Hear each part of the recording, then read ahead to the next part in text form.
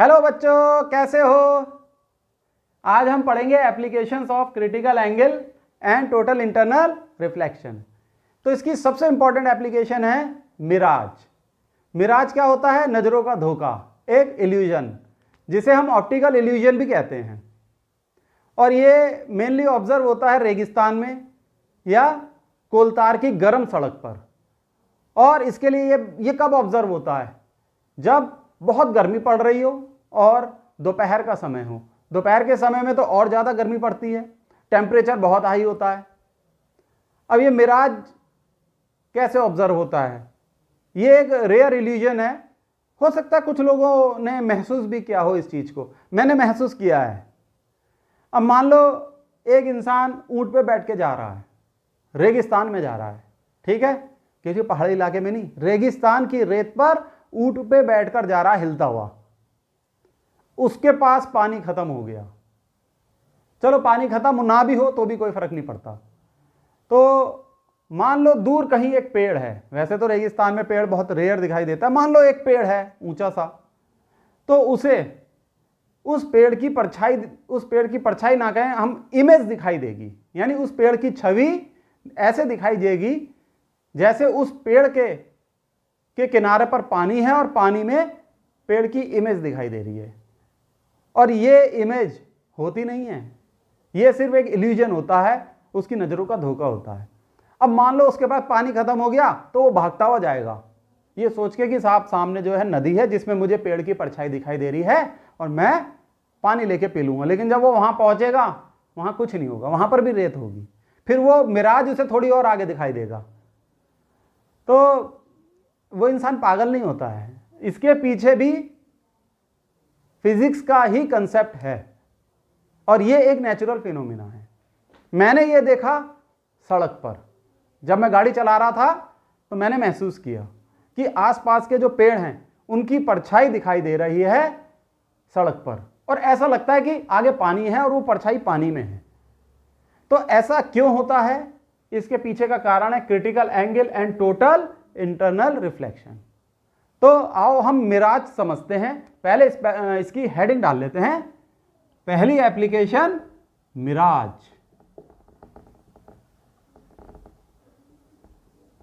ये एक fighter plane भी है। और मिराज का डायग्राम बना लेते हैं। मान लो ये ग्राउंड है, अर्थ का सरफेस है। ग्राउंड क्या हम इसे कहते हैं? Earth surface. ये अर्थ सरफेस एक कोलतार की सड़क भी हो सकती है या कोई रेगिस्तान की रेत भी हो सकती है। इसके ऊपर एयर की बहुत सारी लेयर्स हैं। ये एक लेयर है, ये है एयर की लेयर, एयर की लेयर, ठीक।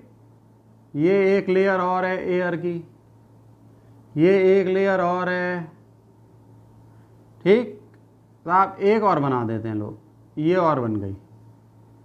ये हमने 4 लेयर बना दी एयर की। और ये है ग्राउंड। ग्राउंड नहीं, अर्थ लिखो, अर्थ, EARTH। देखो अब हम इस अर्थ पर बना देते हैं एक पेड़। अभी ये मान लो ये एक रेगिस्तान है, रेतीला रेगिस्तान, और उस पर एक खजूर का पेड़ है। तो ये बना दिया हमने खजूर का पेड़, ये और ये, और 1 2 3 और ये 4। क्या है बच्चों? ये खजूर का पेड़। सही है, आ गया यहां तक तो डायग्राम समझ में आपकी। अब ये एक रेगिस्तान की रेत है, अर्थ मीन्स रेगिस्तान की रेत यहां पर। और दोपहर को जब टेम्परेचर बहुत ज़्यादा होता है, गर्मी की दोपहर या जाड़ों की नहीं, जब टेम्परेचर बहुत ज़्यादा होता है तो उस रेत का टेम्परेचर तो बहुत ही होता है, बहुत हाई होता है। तो जब रेत का टेम्परेचर ज़्यादा होगा तो उसके पास जो एयर की लेयर है उसका टेम्परेचर भी बहुत हाई होता है। अब उसके ऊपर ये जो सेकंड लेयर है उसका टेम्परेचर नीचे वाली लेयर से कम होगा, और इसका टेम्परेचर और रिड्यूस हो जाएगा नीचे वाली लेयर से, इसका टेम्परेचर थोड़ा सा और रिड्यूस हो जाएगा। तो सबसे ज्यादा हाई टेम्परेचर किस लेयर का होगा? इसका। ठीक है, और चलो हम इसको ऐसे करते हैं, ये लेयर 1, लेयर 2, लेयर 3, लेयर 4। सबसे ज्यादा टेम्परेचर होगा लेयर 1 का, T1, और फिर T2, फिर T3 और फिर T4। ठीक है, T4 is the temperature of 4th layer, यानी वो सबसे कम गर्म होगी, सबसे ज्यादा गर्म होगी ये। अब आपको पता है कि अगर टेम्परेचर बढ़ता है तो रिफ्रैक्टिव इंडेक्स घटता है। टेम्परेचर बढ़ेगा, रिफ्रैक्टिव इंडेक्स घटेगा। रिफ्रैक्टिव इंडेक्स यानी n, जिसे हम n लेते हैं। तो अब अगर रिफ्रैक्टिव इंडेक्स की बात करें हम, तो किसका रिफ्रैक्टिव इंडेक्स सबसे ज्यादा होगा? सबसे ज्यादा रिफ्रैक्टिव इंडेक्स होगा इसका। तो रिफ्रैक्टिव इंडेक्स के केस में ये n1 less than n2 less than n3 less than n4, यानी ये जो 4th लेयर है इसका रिफ्रैक्टिव इंडेक्स सबसे ज्यादा होगा, फर्स्ट लेयर का रिफ्रैक्टिव इंडेक्स सबसे कम होगा। तो जिस लेयर का रिफ्रैक्टिव इंडेक्स सबसे ज्यादा होता है वो सबसे ज्यादा डेंस होती है। ठीक, ये सबसे ज्यादा डेंस होगी और ये सबसे कम डेंस, यानी ये डेंस होगी, ये उससे कम डेंस, यानी इसके कंपैरिजन में थर्ड वाली लेयर क्या है? रेयर है। और 3 के कंपैरिजन में अगर 2 को देखें तो 2 रेयरर है, क्योंकि इसका रिफ्रैक्टिव इंडेक्स 3 से कम है और 1 का तो रिफ्रैक्टिव इंडेक्स सबसे कम है। ये बात यहां तक क्लियर हो गई। अब हम रे ऑफ लाइट बनाएंगे जो कि इन लेयर्स से पास होगी। अब जैसे ये यहां से बनाते हैं हम, एक रे ऑफ लाइट ऐसे आई, ठीक, ये है इंसिडेंट रे ऑफ लाइट,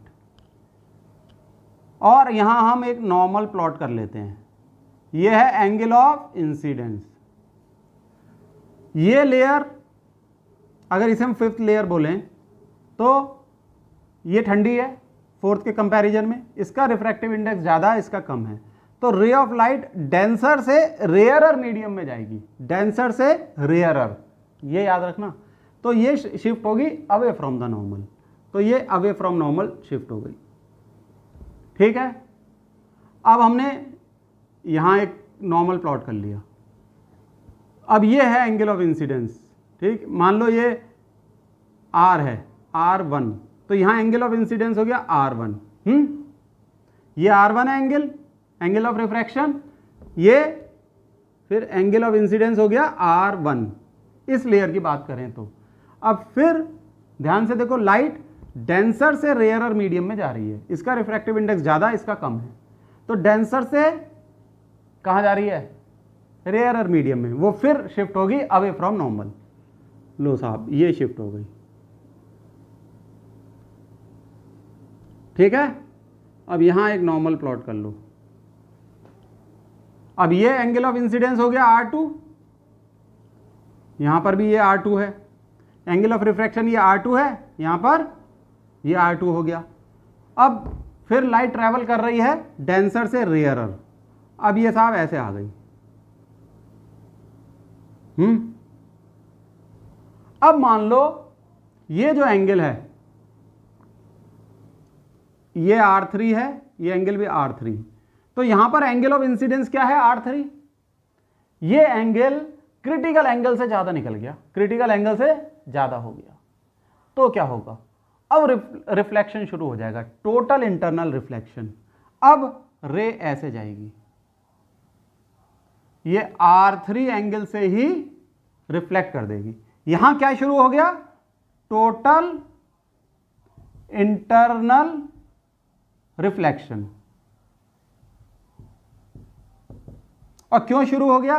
क्योंकि angle of incidence is greater than the critical angle. अब कहानी क्या होगी आगे की, ये देखो जरा, ये मिटा, ये नोट कर लिया आपने, ठीक, चलो इसे अभी यहां किनारे पे लिख देंगे। अब कहानी क्या होगी, अब यहां पे नॉर्मल प्लॉट करो। अब लाइट कैसे जा रही है? ऊपर को जा रही है, रे ऑफ लाइट, ये कैसा मीडियम है, इसका रिफ्रैक्टिव इंडेक्स कम है, इसका ज़्यादा है, यानी ये रेयरर है, ये डेंसर है। जब अब लाइट मूव कर रही है रेयरर से डेंसर की ओर, तो रिफ्रैक्टेड रे शिफ्ट होगी नॉर्मल की तरफ, तो वो ऐसे हो जाएगी, ये ठीक है, और ये ऐसे, ये, और फाइनली ये ऐसे चली जाएगी, सही है। और यहां इंसान की आंख है, क्या है, इंसान की आंख, ह्यूमन आई। मान लो वो इंसान ऊंट पे बैठा हुआ है, तो अब इंसान को इमेज कैसे दिखाई देगी, तो अगर आप इसको ऐसे प्लॉट करो तो यहां इमेज ऐसी आ जाएगी, ये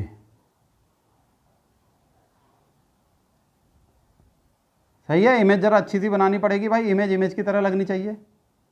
1 2 3 4, तो ये इस तरीके से आ जाएगी बच्चों। हमने प्रोजेक्ट किया तो ये ऐसे आ गई इमेज। तो एक लाइन तो ये है, दूसरी लाइन, दूसरी रे इस आंख से ऐसे निकल के जाएगी, ये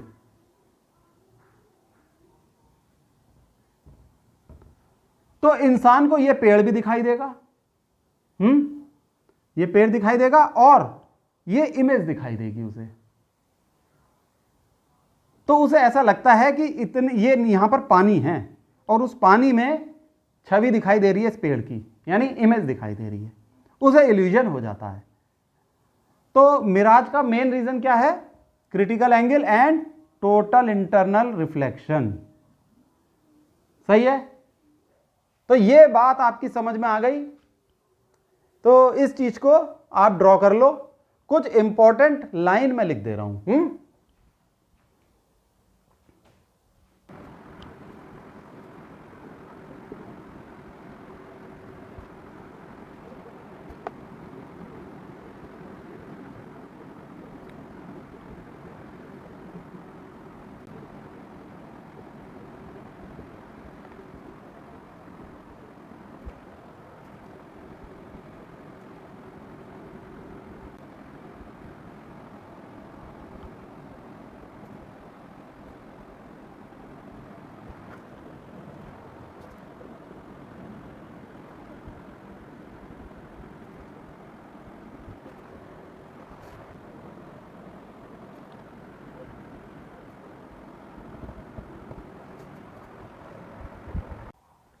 तो ये मैंने कुछ इंपॉर्टेंट पॉइंट्स लिख दिए हैं, समझ तो आप गए हो।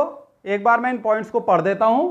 The air layer near the surface of the earth become hotter and hence rarer, यानी सरफेस के नियर ये कौन सी लेयर है, 1, इसका टेम्परेचर सबसे ज्यादा है और ये सबसे ज्यादा हॉट है और इसीलिए ये रेयरर है, मींस इसका रिफ्रैक्टिव इंडेक्स सबसे कम है। The higher layer are colder and hence denser, तो ये जो हायर लेयर है ये ठंडी होती हैं। सबसे ज्यादा ठंडी लेयर कौन सी है, ये 5वीं, नंबर 5, ठीक है, और ये डेंसर होती हैं। When ray of light travel through different layers of air it bends away and away from normal, तो वो वही वाली बात है जो मैंने अभी समझाई। जैसे ये डिफरेंट लेयर से गुजरेंगी ये नॉर्मल से अवे बैंड होती चली जाएंगी, ठीक है, यही बात लिखी है। Angle of incidence goes on increasing and when it becomes greater than the critical angle, phenomena of total internal reflection takes place। सही है, ये भी क्लियर है। इस पॉइंट पर जब ये angle of incidence critical angle से ज्यादा हो जाता है, angle of incidence critical angle से ज्यादा हो गया तो टोटल इंटरनल रिफ्लेक्शन हो गया, यानी ये जो रे है ये रिफ्लेक्ट कर गई। Therefore observer sees an inverted image of the object, तो इस टोटल इंटरनल रिफ्लेक्शन फिनोमिना की वजह से ही ये इन्वर्टेड इमेज दिखाई देती है। तो ये वाले पॉइंट्स आप थ्योरी में लिख देना और इससे रिलेटेड कुछ ऑब्जेक्टिव टाइप क्वेश्चंस भी आ जाते हैं। अगर ये आपको पता है, कंसेप्ट पता है, तो आप कर दोगे। ठीक है बच्चों।